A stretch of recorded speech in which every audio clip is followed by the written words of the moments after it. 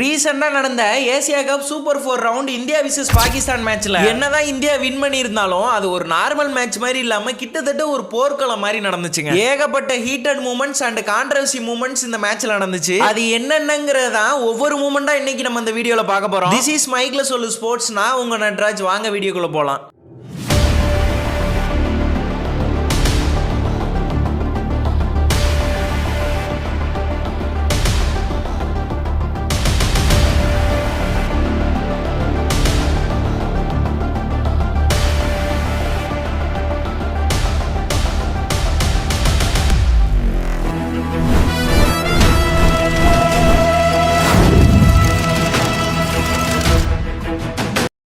ஆக்சுவலா இந்த மேட்சை பொறுத்த வரைக்கும் இந்தியா தான் டாஸை வின் பண்ணாங்க. அப்படி டாஸை வின் பண்ணிட்டு ஃபீல்டிங்கை தேர்வு செஞ்சாங்க. இந்த டாஸ் போடுற இடத்துல போன மேட்ச்ல கண்டினியூ ஆன அதே கான்ட்ரவர்சி இந்த மேட்ச்லயும் கண்டினியூ ஆனிச்சு. அதாவது ரெண்டு டீம் கேப்டனுமே சேம் போன மேட்ச் மாதிரியே டாஸ் போடுற இடத்துல எந்த ஒரு ஹேண்ட் ஷேக்கும் பண்ணாம தாங்க மேட்சை ஸ்டார்ட் பண்ணாங்க. Boys come on.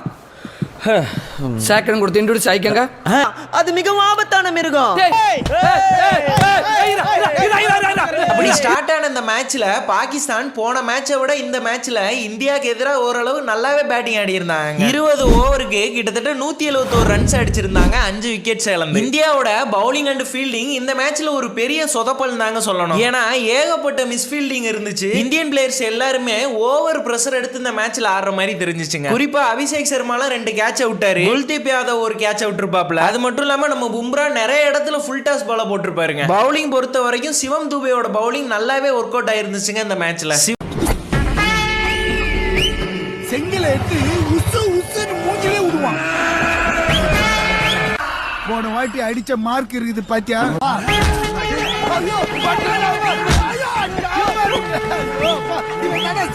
சிவம் துபே மட்டும்தான் இந்த மேட்ச்ல 2 விக்கெட்ஸ் எடுத்திருந்தாரு. மீதி யாரும் பெரிய லெவல்ல விக்கெட் எடுக்கல. நம்ம குங்ஃபு பாண்டியாவும் குல்தீப் யாதவும் ஆளுக்கு ஒரு விக்கெட் எடுத்திருந்தாங்க. பாகிஸ்தானோட பேட்டிங் பொறுத்த வரைக்கும் சாயிப் சாதா ஃபர்கான் பயங்கரமா பேட்டிங் ஆடி இருந்தாருங்க. மொத்தமா 58 ரன்ஸ் அடிச்சிருந்தாருங்க அந்த மேட்ச்ல. இவரு இவ்வளவு ரன்ஸ் அடிச்சது கூட நம்ம எல்லாருக்கும் பெரிய விஷயமா தெரியல. ஆனா இந்த ஃபர்கான் 50 அடிச்சுட்டு ஒரு விஷயம் பண்ணாரு பாருங்க. அது ஒட்டுமொத்த இந்தியா பிளேயர்ஸ் அண்ட் இந்தியா ஃபேன்ஸுமே பயங்கரமா கடுப்பேத்திருச்சு தாங்க சொல்லணும். அப்படி அவர் என்ன பண்ணாருன்னா அவரோட 50 கம்ப்ளீட் பண்ணிட்டு ஒரு கன் செலிப்ரேஷன் ஒண்ணு பண்ணிருப்பாரு.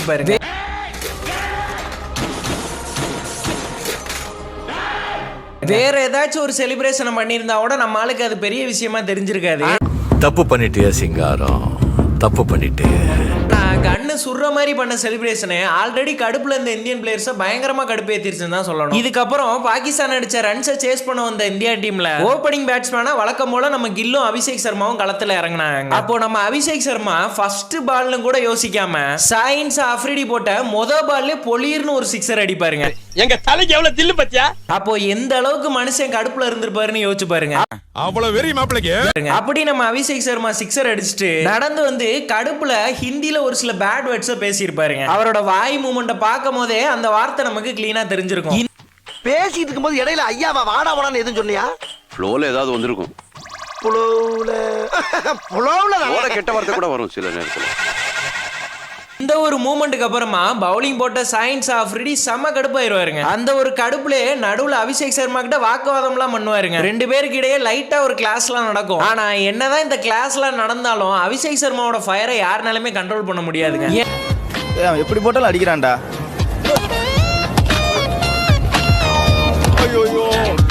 ஏன்னா முக்கியமான மேட்ச்ல அந்த மாதிரி ஒரு அடிங்க பாகிஸ்தான் பவுலர்ஸ் எல்லாம் ஓட விட்டுருப்பாருங்க மனுஷன் இந்த மேட்ச்ல. அதே மாதிரி நம்ம கில்லும் அபிஷேக் சர்மாக்கு ஏத்த மாதிரி பொறுமையா ஆடி கொடுப்பாருங்க. அவரோட பேட்டிங்கும் கில் அண்ட் அபிஷேக் சர்மாவோட பார்ட்னர்ஷிப்பும் சூப்பரா இருந்துச்சுங்க இந்த மேட்ச்ல. அபிஷேக் சர்மா மட்டும் தனியால அந்த மேட்ச்ல 5 6 6 4ன்னு 39 பாலுக்கு 74 ரன்ஸ் அடிச்சிருந்தாருங்க. இந்த மேட்ச்ல பிளேயர் ஆஃப் த மேட்சும் நம்ம அபிஷேக் சர்மா தாங்க. அதே மாதிரி நம்ம கில்லு ஒரு 47 ரன்ஸும் திலக் வர்மா ஒரு 30 ரன்ஸையும் அடிச்சிருந்தாங்க. இதுக்கப்புறம் இந்த மேட்சை இந்தியா பயங்கரமா சேஸ் பண்ணி வின் பண்ணிடுவாங்க. ஆனா அதுக்கு முன்னாடி நடுவுல ஒரு பயங்கரமான ஹீட்டட் மூமெண்ட் ஒன்று நடந்திருக்குங்க. அதாவது என்னன்னா பாகிஸ்தான் பவுலரான ஹாரிஸ் ரவுஃப் போட்ட ஒரு பால்ல நம்ம கில்லு ஒரு பயங்கரமான ஒரு 4 அடிப்பாரு. அப்போ இந்த ரவுஃப் தம்பி பயங்கரமா டென்ஷன் ஆகி நம்ம அபிஷேக் சர்மா கிட்ட ஒரு வார்த்தையை விடுவாரு. அபிஷேக் சர்மாவும் திருப்பி வார்த்தையை விட அவங்க 2 பேருக்கு நடுவுல அம்பேர் தடுக்கிற அளவுக்கு ஒரு வாக்குவாதமே நடந்து போயிருங்க.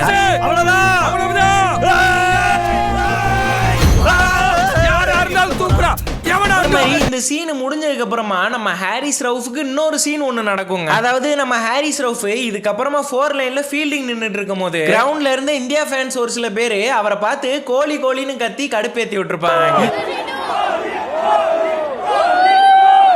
இதனால கடுப்பான நம்ம ஹாரிஸ் ரவுஃபும் திருப்பி நம்ம இந்தியா ஃபேன்ஸுக்கு என்ன செய்கை காமிச்சிருப்பாருன்னா, ஒரு ஜெட் ஃபிளைட் போய் வெடிச்ச மாதிரியும் கையில R/0ங்கிற மாதிரி ஒரு செய்கை காமிச்சிருப்பாருங்க. ஓ நீ அப்படி வரியா? அதாவது ஆபரேஷன் சிந்தூர்ல நம்ம இந்தியா விமானத்தை வந்து 6 விமானத்தை வந்து இவங்க வந்து வீழ்த்தினாங்களாம். அததான் மனுஷன் இந்திய ரசிகர்கள் கிட்ட செய்கை மூலியமா ஞாபகப்படுத்திருக்காருங்க. ஆனா இதுல ஹைலைட்டான ஒரு விஷயம் என்னன்னா, அபிஷியலா அந்த மாதிரி 6 இந்திய விமானத்தை வீழ்த்தினதுக்கான எந்த ஒரு ப்ரூஃபும் கிடையாதுங்க. இது அவங்க நாட்டுல முழுக்க முழுக்க பரப்புன ஒரு ஃபேக் நியூஸ்ங்க. ஆபரேஷன் சிந்தூர்ல என்ன நடந்துச்சுன்னு நம்ம எல்லாருக்குமே நல்லாவே தெரியும். ஆனா அதை வச்சுக்கிட்டே இவங்க இவ்வளவு ஓவரா பில்டப் கொடுக்குறாங்க. தயவு செஞ்சு பாகிஸ்தான் பிளேயர்ஸுக்கு வக்காலத்து வாங்குவாங்களே, ஸ்போர்ட்ஸ்மேன்ஷிப், ஜென்டில்மேன் கேம், அவங்க எல்லாம் இதை பார்த்தாச்சு திருந்துங்கடா. நீ கேட்ட ஒவ்வொரு கேள்வி என்ன செருப்பால் அடிச்ச மாதிரி இருக்குடா.